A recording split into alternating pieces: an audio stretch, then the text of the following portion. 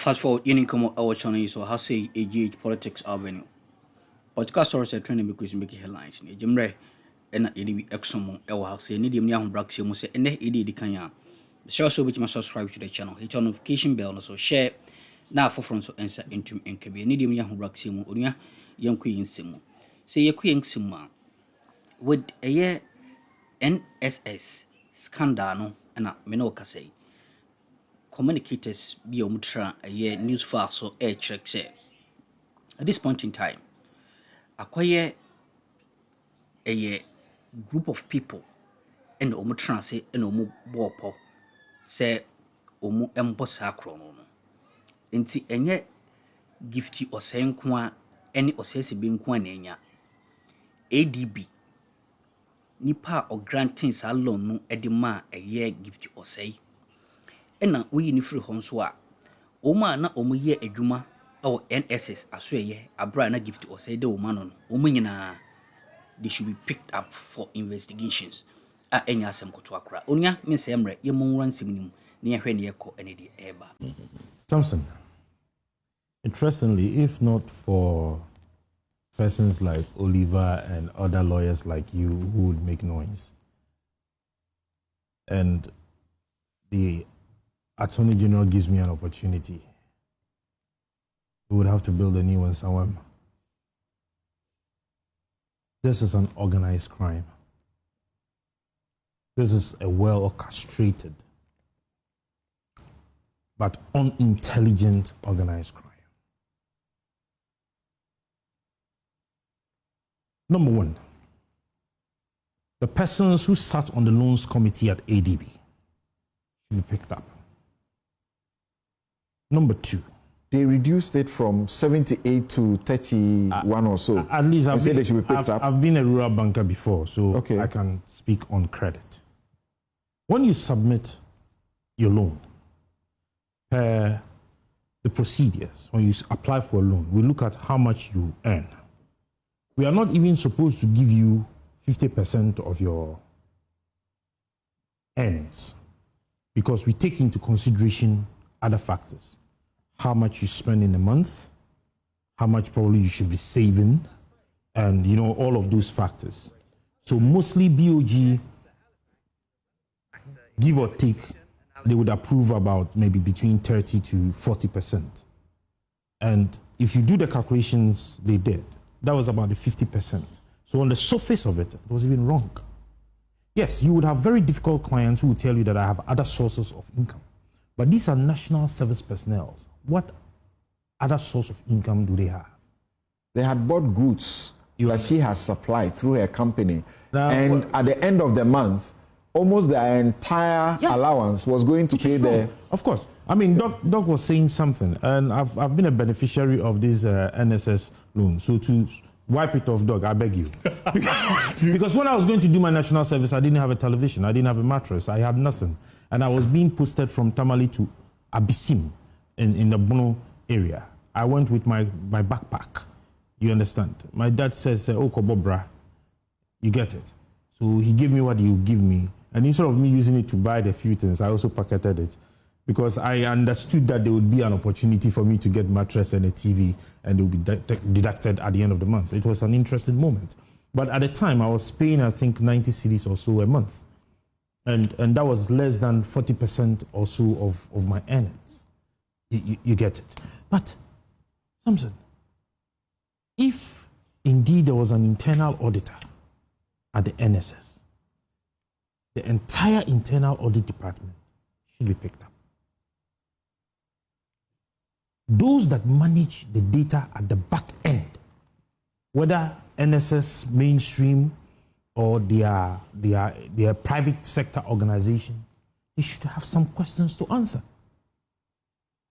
What do we mean by managing data back end and you know the persons you are dealing with and you see a 90-year-old person doing national service and you cannot question NSS and say that this is a data on our system and the person is 90 years or the person is 11 years and that we cannot manage this data? How difficult is it to say? But Samson, let's take into consideration the criminal triangle. we have the opportunity, we have the ability, and we have the desire. Her role gave her every opportunity to commit this crime. The ability aspect of it is where the ADB and the others came in to support. She couldn't have done it alone. She couldn't have spent this money alone. There are other beneficiaries. There are other people who gave her that motivation to say that, go and do it, nothing is going to happen. How did she even gather I almost said the balls, to walk into ADB to say that she needs 70 million without thinking otherwise, that there is something, as you said, called conflict of interest? It means she had some backing. Free advice, they should audit every single account of these individuals involved and trace all financial transactions. What are you insinuating? Looking at the persons involved, do you think they can spend this 650 million? What are you insinuating? And the time frame within which this crime was committed, if you look at the data that was presented, the ones we got from the Select Committee on Parliament, between 2023, the end of 2023 to the election year, the money's quadrupled.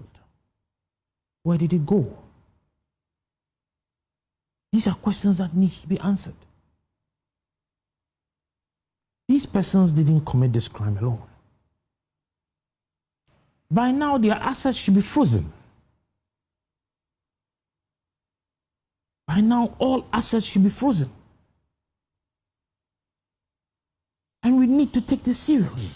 You see, Samson, if we are not careful as a nation, we would continue to swim in corruption and think we are fighting it. Let me take you to the Great Transformational Plan. Just 2 points. The cluster that deals with governance, we have a pillar that deals with corruption. And it says that demonstrate a leadership of personal integrity and political will to fight corruption and take decisive actions against politically exposed persons, like my brother here, involved in corruption-related activities. That doesn't mean you are involved in corruption. I mean, you are a politically exposed person. You are too, you know. Some way, somehow. Yeah, you are now a deputy general secretary. Simpson. Leadership. And if you look at those that committed or are involved, these are individuals who are to lead institutions. What were they doing before? The last one I would read, it says, amend existing asset declaration rules to strengthen disclosure and introduce new forms of asset tracking and recovery, including but not limited to instruments such as lifestyle audit, to explain the kind of life and wealth people get. You can't have somebody occupy a state institution, lead a state agency, and within a twinkle of an eye, the person is already driving luxurious cars. And it's as if it's a competition. You see somebody doing his own business, and over 20 years, the person does not even have a V8 and a house over his head, a roof over his head. And you would find a young person who has been given an opportunity to serve this country, and within 2-3 months, the person is already owning a fleet of cars. Lifestyle audit. Would you not be surprised, Samson, if we meet on the plane again and I'm seated in the first class? Well, let's be honest. We need not play. And kudos to your colleague, the fourth Sule. Samson, you see the structure. One, the infrastructure, these are two different things. The structure and the infrastructure is something we need to build. We have everything it takes as a country. What we lack is that bold leadership to enforce these laws and these procedures. How many years does it take to build capacity? If indeed we want to build capacity, and we have the political will to build capacity. How many years does it take for technical and intellectual transfer of knowledge? And so you would have GRA who would subcontract a particular private organization for over 30 years, 10 years, to sign on to that contract. Did I hear you say that finding a platform or a means to give loans, advanced loans to national service persons is a good thing because you benefited from it when you were doing your national service? Because this is what has brought them into trouble. This is what has brought, you see, it is not the policy. It is a selfish, greedy, corrupt individual that took advantage of the policy. Thompson, we have our brothers and our sisters who cannot afford a television if you tell them to buy one on their own. And so if the person is doing a national service and has the opportunity to get one, and will be deducted some coins. Wait and take your allowance and use some of it to buy. Over 10 months. A national service, what do you need television? My brother, During national service. Okay. You know what, Nana, when we were growing up in Wa, right, national service people were revered.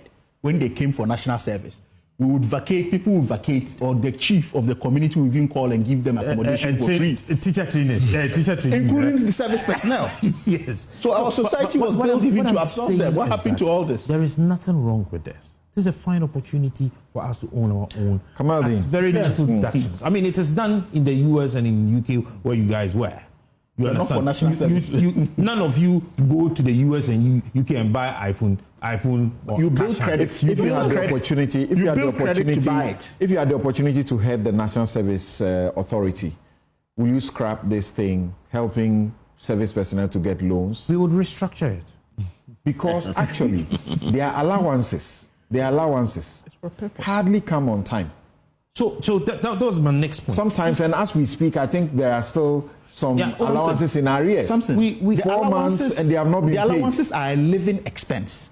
Buying television and fridges are not part of living expense. So maybe pay it up front to them rather than get third parties to come and help them purchase when you have even gotten items. That was destructive for the national service process, as far as I'm concerned. Just a second, let me land. Okay. When you have gotten an opportunity to get recruited in Western world, sometimes they give you 2 weeks ahead. You understand me? To help motivate you and to use for other things. Those structures can come in here. See, what they do is that some of these administrators and managers use these monies to buy call accounts. Wow. They use them to buy call accounts. And these financial institutions... What does that mean, use them to buy call accounts? You know, we have investments and the call accounts, you can call for the money at any time, any second. So they know the money is not theirs. So they find a way, take it out from where it is, go to the bank. So it is possible that when the allowances are being delayed for 1 month or 2 months, somebody has invested it. Somebody. And that is a fact. You remember and the system allows that. There was a time it happened that some district officers and regional managers were sacked, some were even jailed. You remember? Those times when we were doing voluntary service, that we were using the card, the green card, you go and sign and you take your money. They were using those money to buy call accounts, and some were even using it to build houses. Well, we know of situations until Men's Gold went bust. We didn't know that. So it means you understand. We didn't know that. Perhaps even people who are presiding over church money, some of them quickly put it in there to get a quick, So they are facing several charges, causing financial loss, stealing, money laundering. Removed the Chief Justice before. And so for me, the issues that she's bringing up are interesting for our democracy, both in terms of constitutional and administrative law. And we have to at least acknowledge the utility of the process that we are going to. What she had shown is that she has decided not to walk away quietly. And that, for me, at least that's commendable, that a person who believes that their rights have been aggrieved would have a framework for where they are challenging that. Now, that said, I am hoping that the way in which we treat this, that we treat it with a lot more sober reflection than outright dismissiveness. That the issues she's going to be bringing up, that her colleagues in the judiciary are not only going to look at the executive posture and say that, well, the executive has already moved on with a new candidate, and for which reason we must ensure that that status quo remains. So she has to get a fair hearing, and I'm hoping that the judiciary is able to afford her that. Administratively, there are questions, for instance, about whether significant findings of fact that were made by the command committee can themselves be disturbed by another body, or whether or not that process cannot be challenged in some regard. That's something that will be interesting to find out. I am not certain, in terms of my understanding of how we have done these things previously, whether or not the going forward with the appointment of a new person and the process of vetting the person can be stopped. I say this because, first of all, the judiciary must continue to function. And if she is found to have been wrongly removed, there's nothing stopping us from bringing her back in terms of how our law functions. So the mere fact that somebody has been vetted or whatever is done, if a former Chief Justice has not been rightly removed, there's nothing which would say, well, there's a fait accompli, and for which reason we can't bring her back. So that's my thinking. And so I don't particularly understand that relief, but I still believe that some of the questions she's raising, I do hope that, when proved, or if proved, that I'll be interested to see what the court ultimately decides on this. Not only in terms of what is before the High Court, but also some of the issues before the Supreme Court that we are aware of. And we know. You said you are not sure, but what are you thinking? That the Article 146 process, when it's complete, it is subject to a judicial review by a High Court? So, in terms of administrative law, it's a quasi-judicial body or judicial body, as you think about it. Its decisions are consistently challengeable. Whether or not it followed proper procedure, whether in terms of administrative justice, it offered her the hearing that she deserved, the manner in which it was offered was consistent with law. These are all issues that are challengeable, okay?